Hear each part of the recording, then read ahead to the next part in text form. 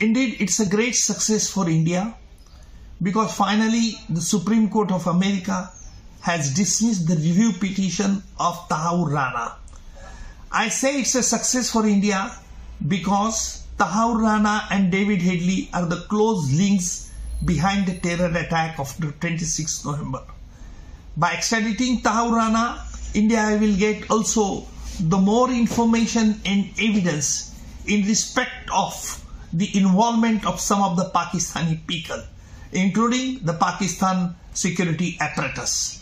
I must say that David Headley has given such revelation and evidence in Mumbai court, also produced the email correspondence showing the links between Lashkar-e-Toiba and Pakistan ISI army officers. So I am very optimistic that Tahaur Rana extradition will give more evidence about the involvement of some of the security apparatus of Pakistan.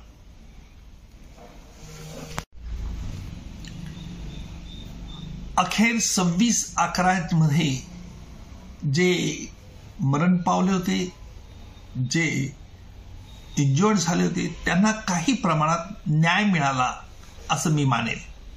कारण असं आहे की 26/11च्या हल्ल्यामागे जो मोठा cut होता, ह्या कटातला एक जो तहाऊर हुसेन राणा आहे, याला देखील अमेरिकन सरकारने पाठवण्याचा अमेरिकन सुप्रीम कोर्टने त्याचं जे रिव्ह्यू पिटिशन होतं हे फायनली रिजेक्ट केलेलं आहे. तहाऊर राणाला भारतात पाठवल्यामुळे अनेक गोष्टीवरती उजेड पडणार आहे आणि पुरावे देखील भारताला पाकिस्तानच्या विरुद्ध मिळू शकतात.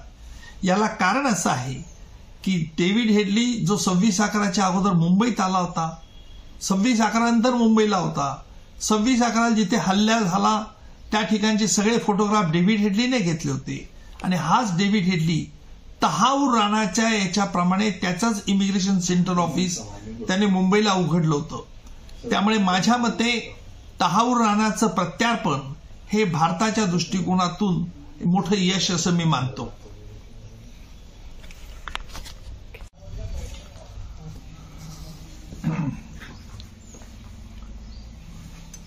भारत सरकार की ये कूटनीति की बहुत बड़ी कामयाबी है ऐसा मैं मानता हूं, क्योंकि जो तहाऊर राणा ने जो सुप्रीम कोर्ट में पिटीशन दर्ज किया था, जिसके आधार पर उसने आरोप लगाया था कि भारत में उसे सौंपा न जाए, क्योंकि शिकागो कोर्ट ने वही आरोप के लिए उसे ऑलरेडी सजा फरमाई है और इसलिए डबल जेओपार्डी के कारण उसे भारत में नहीं लौटाया था.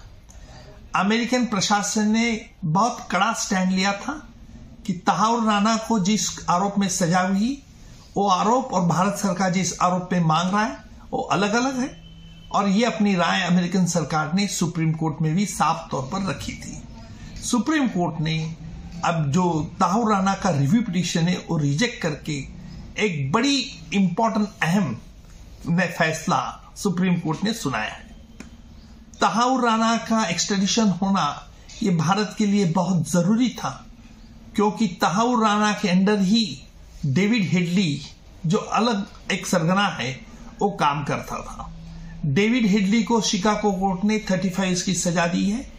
मैंने वही डेविड हेडली की गवाही बंबई के कोर्ट में ली थी और डेविड हेडली ने बंबई के कोर्ट में ऐसे सनसनी खुलासे किए थे जिसके आधार पर लश्कर-ए-तोयबा और ISI